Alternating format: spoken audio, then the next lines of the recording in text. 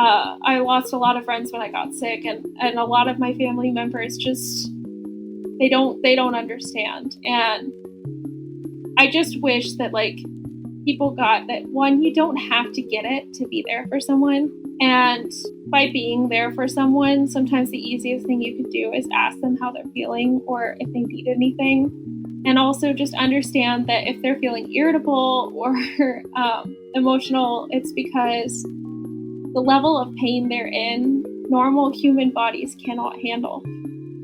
It's a level of pain that eventually you get used to. But I even remember very viscerally when I first got sick, I was like, I'm not going to survive this. This is so painful.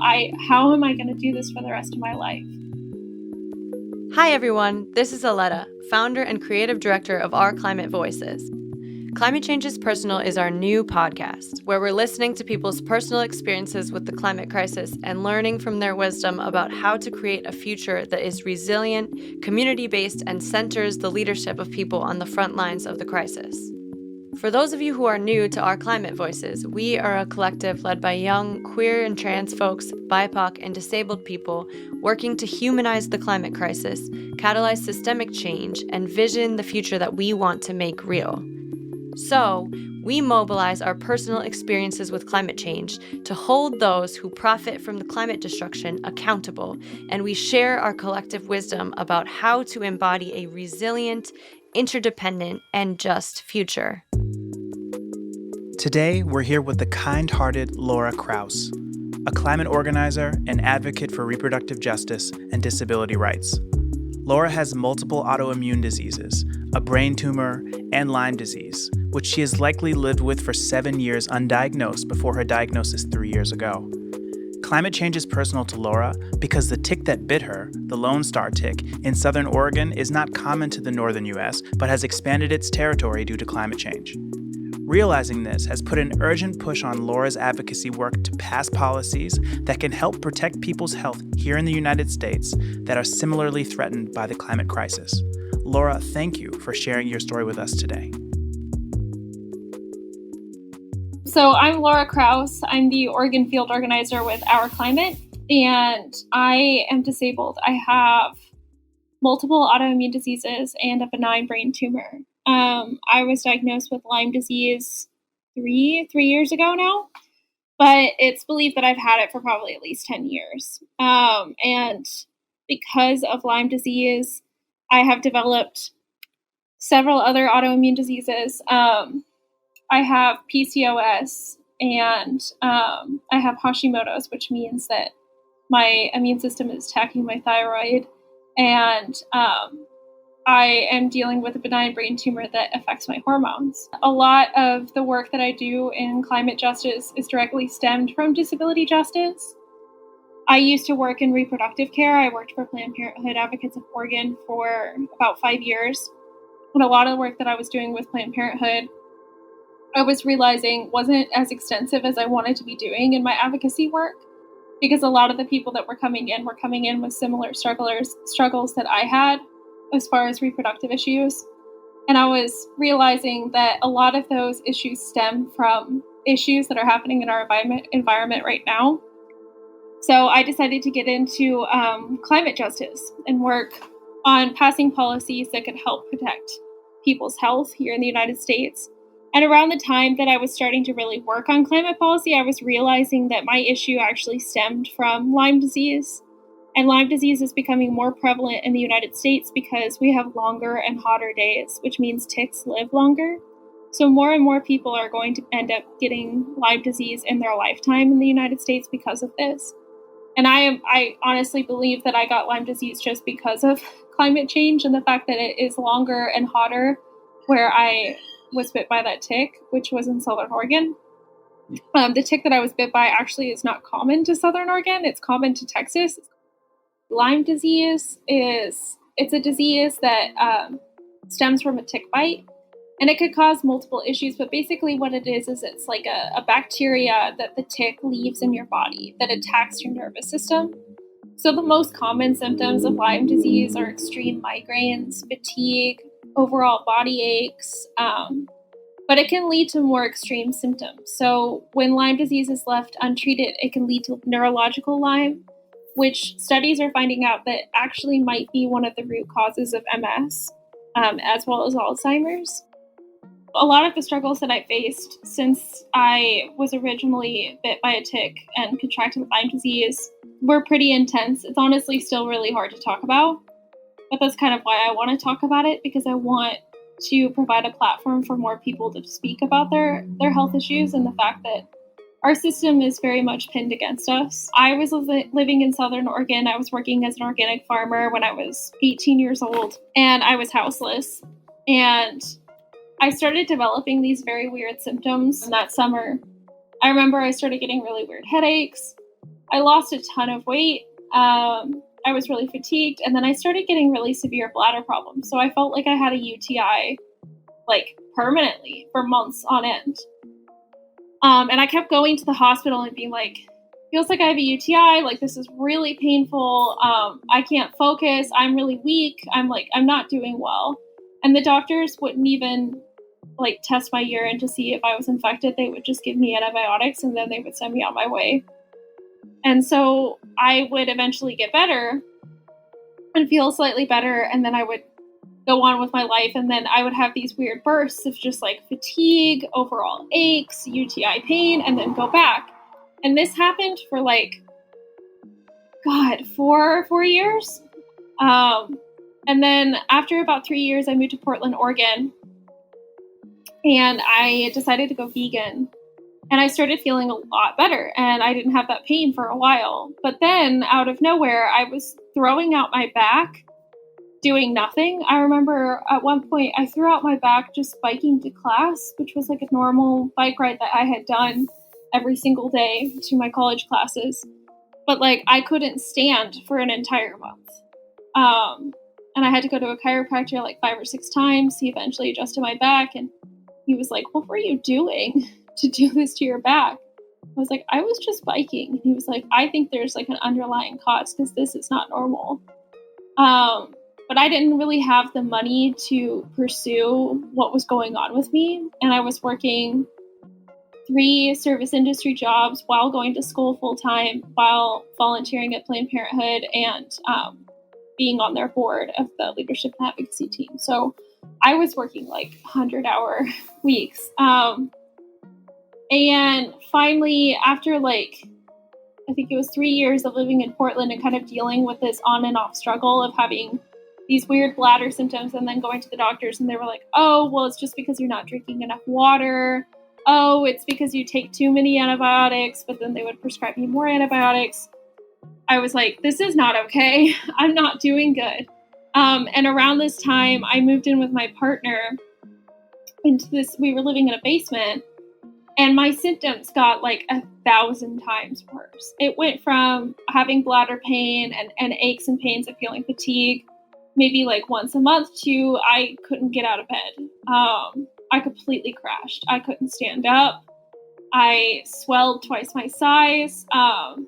I was seeing double. I was having blurred vision. I was vomiting. I was just like in an extreme amount of pain. I actually ended up losing my job because I kept having to go to the ER.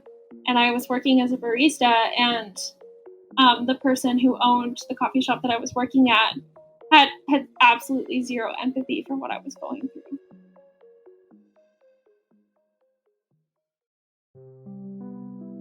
So I ended up being in the ER about 5 times in 1 week. And I was like, I need to figure this out. This isn't okay. I'm in way too much pain. So I started seeing doctors. The first doctor I saw was my primary care physician who had been prescribing me antibiotics. And I came in and I was like, these are all these symptoms I'm dealing with.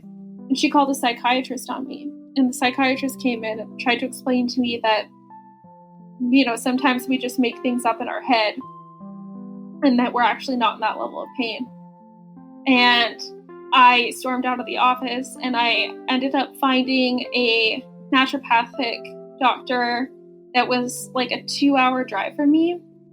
And she explained to me, we did a bunch of tests, and she was the one who found my brain tumor. She also found out I had Hashimoto's. And then she said, I'm deeply concerned that you have Lyme disease.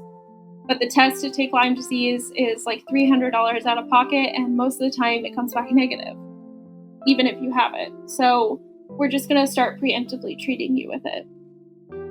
And for the last 3 years, we've been struggling to treat me with this disease. I have made huge strides and started feeling better, and then out of nowhere, I will crash and get sicker. I have been laid off from several jobs for being just too sick to stand up, too sick to focus on things. Most of them were service industry jobs.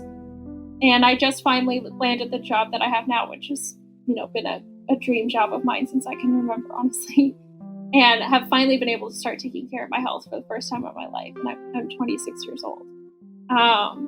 One of the things I wish people understood about these diseases, and I've been struggling really hard with this. I lost a lot of friends when I got sick, and a lot of my family members just they don't understand. And I just wish that people got that, one, you don't have to get it to be there for someone. And by being there for someone, sometimes the easiest thing you could do is ask them how they're feeling or if they need anything. And also just understand that if they're feeling irritable or emotional, it's because the level of pain they're in, normal human bodies cannot handle. It's a level of pain that eventually you get used to. But I even remember very viscerally when I first got sick, I was like, I'm not going to survive this. This is so painful. How am I going to do this for the rest of my life? But I've started building up a tolerance to where now, on the pain days that used to be a 10 for me, they're now a 5, and I'll catch myself going on a long hike, and I'll push myself too hard to a level 10 pain day for me now, which is unimaginable to me originally. So just because you see disabled people existing in society, it doesn't mean they're not constantly in pain, and they still need to know that there are people in their life that want to be there for them.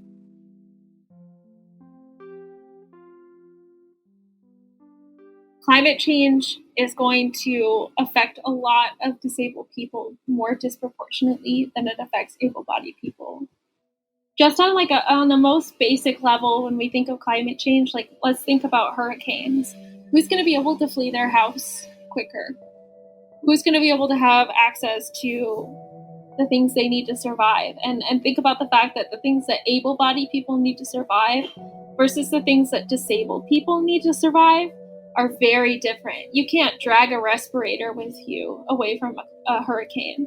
And then also, when we pull out of that, think about the people who disproportionately are affected with chronic illnesses in the United States. They're usually people of color. And so when we think of climate justice and we think of disability justice, it's very much intersectional with the Black Lives Matter movement, because disabled people are more likely to be a person of color in the United States based on redlining and the fact that we've pushed them into these districts that cause them to need access to healthcare more than able-bodied people. A lot of my work in climate justice when I first started, I was horrified. Because I would show up at events and rallies and there wasn't even a deaf interpreter. I'm really hard of hearing. I'm 75% deaf. I rely on interpreters most of the time.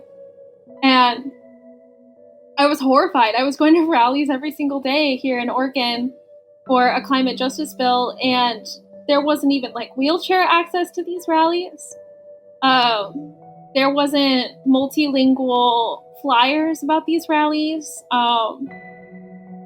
They weren't inclusive in any way, shape, or form. I think able-bodied folks in the climate justice movement, it's almost up until now, I'm hoping that this movement changes the way that climate justice organizations work. But up until now, my perception has been, oh, well, if you're disabled, good luck. So I think that being just more inclusive on the most basic level, have a deaf interpreter, have wheelchair access to events, have multilingual informational pamphlets, and then go from there. Start amplifying disabled voices. Start talking about how this disproportionately affects disabled people. bring our stories and our voices into the fold because they're important and they matter. And we're also going to be some of the most impacted people. I think since I became disabled, and since I've been struggling with my autoimmune diseases, I have learned that this is a marathon, not a race.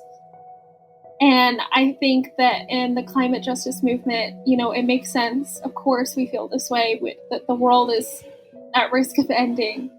And we feel that immediate need to just get up and fight every single day and burn ourselves out.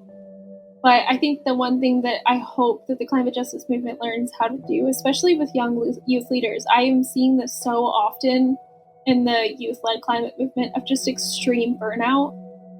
We're not going to fix it all in a day, and you have to relax. It's like how I treat my body now.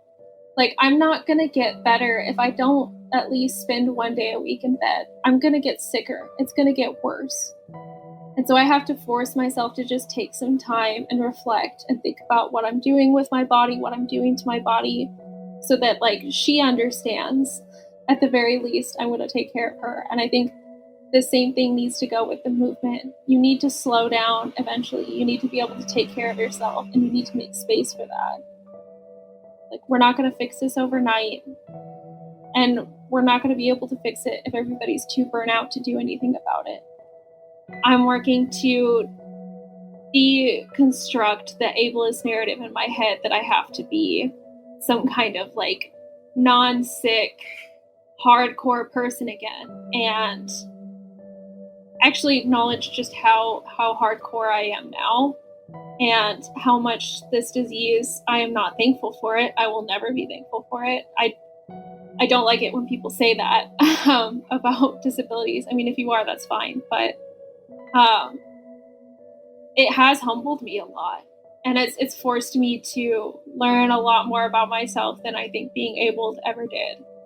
And it's also highlighted a lot of the problematic things I let slide in my life and the people I allowed to kind of control my narrative. And so when I got sick and I saw that, I don't know, it made me acknowledge my reality a little bit more. And so maybe the thing that I would hope people knew about me and learned to know about themselves is learn to dismantle that narrative in your head, and that the structure of perfection is just upholding white supremacy, and that's never going to get you anywhere.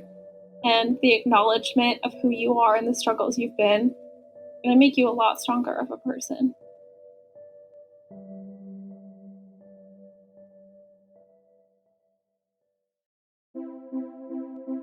Hello again, this is Kari Slaughter, Director of Design at OCV. Thank you all for listening, and thank you, Laura, for taking the time to share your experiences with us today. Thank you to Aletta Brady for interviewing Laura, and as usual, I had a great time mastering and scoring this episode. But my life was made a lot easier thanks to editing support from Taylor Medley, Abby Haley, and Annie Bartholomew. Our beautiful cover art was made by Cindy Santana. As always, a massive thank you to the rest of the OCV team for their consistent and valuable support to our dedicated community. If you'd like to engage further with OCV, you can find us on Instagram at Our Climate Voices or on our website at www.ourclimatevoices.org. Stay tuned for more episodes about the intersection of disability justice and the climate crisis in the coming months. See you then.